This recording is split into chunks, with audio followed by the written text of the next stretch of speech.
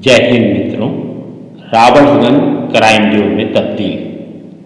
Highway पर private bus के conductor से 80,000 की लूट, मामला दर्ज। आइए जानते हैं विस्तार से। रावणगंज कोतवाली क्षेत्र के लोढ़ी में वाराणसी शक्तिनगर राजमार्ग स्थित टोल प्लाजा के पास एक प्राइवेट बस के कंडक्टर से 80,700 रुपये के लूट का मामला प्रकाश में आया है। बस छत्तीसगढ़ की बताई जा रही है, जो सवारियों को लेकर वाराणसी के लिए जा रही थी। पीड़ित की तहरीर पर मामला दर्ज कर पुलिस ने छानबीन शुरू कर दी है।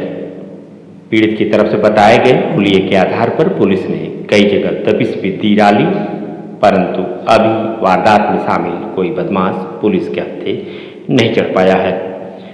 छत्तीसगढ़ के अंबिकापुर से वाराणसी के लिए चलने वाली बस सोमवार की सुबह वाराणसी से अंबिकापुर के लिए जा रही थी।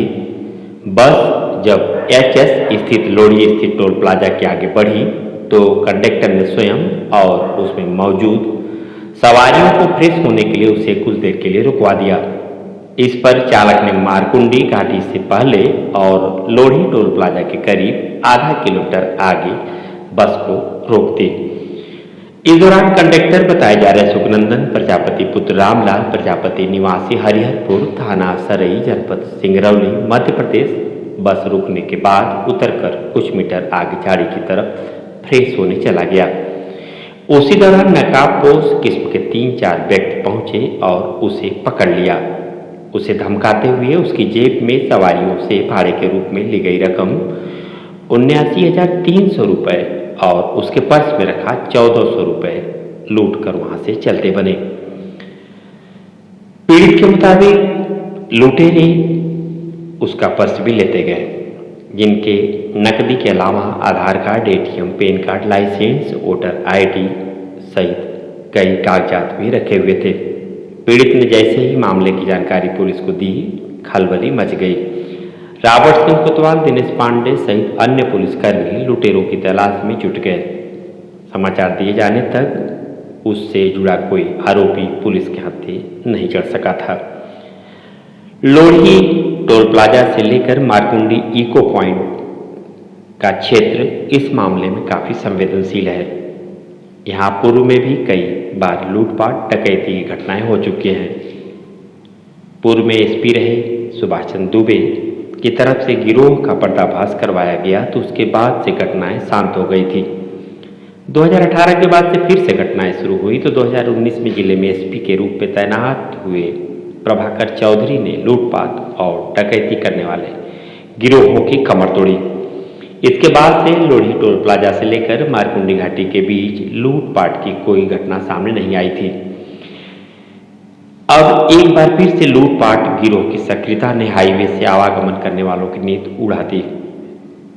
पुलिस की माने तो मामले में पीड़ित की तहरीर पर धारा 392 आईपीसी के तहत रावणगंज कोतवाली में मामला दर्ज कर लिया गया। घटना को अंजाम देने वालों की तलाश जारी है।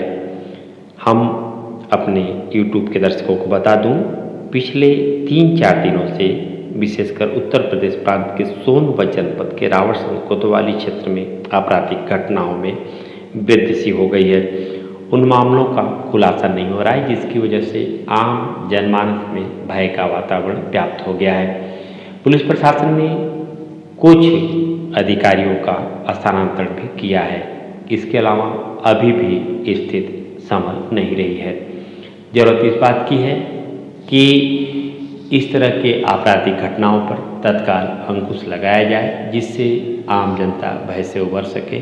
वहीं दूसरी तरफ जनता को भी जब आपराधिक घटनाएं बढ़ती हैं, ऐसी स्थिति में सावधानी और सतर्कता बरतने की जरूरत है। पिछले दिनों रावणगंज फ्लाईओवर पर दीपक अवस्थी का शव मिला था, जिसमें परिजनों ने कहा था कि उनकी हत्या की गई है। वहीं एक और मामला काफ़ी चर्चा में बना हुआ है। प्रकाश जीनियस की एक बेटी हर्षवानंद में परीक्षा देने आई थी, जो अपने घर वापस नहीं पहुंची। इस तरह के कई अन्य मामले और प्रकाश में आए हैं, जिसको लेकर के रावणगंज कोतवाली क्षेत्र के अंतर्गत आने वाले क्षेत्र में इन दिनों अपराध में वृद्धि हो गई है। सोनभद्र के अन्य थाना क्षेत्रों में भी कुछ इसी तरह की घटनाएं हो रही हैं। इस समय ज़रूरत है तत्काल इस तरह के सामाजिक अपराधों पर नियंत्रण लगाने की, जिससे आम जनता में जो भय की स्थिति व्याप्त हो रही है उसको दूर किया जा सके। आम लोगों में भी इस बातों की विशेष चर्चा हो रही है कि पहले से ही जिले में नशे का कारोबार एवं अन्य अवैध कारोबार बड़े पैमाने पर फल फूल रहे हैं। निश्चित तौर पर इस तरह की घटनाओं में ऐसे लोगों की संलिप्तता पाई जाती है। पुलिस प्रशासन को चाहिए कि त्वरित गति से इस तरह के मामलों की छानबीन करते हुए इसमें शामिल लोगों को पकड़े, ताकि आम जन अपने को सुरक्षित महसूस कर सके। जय हिंद।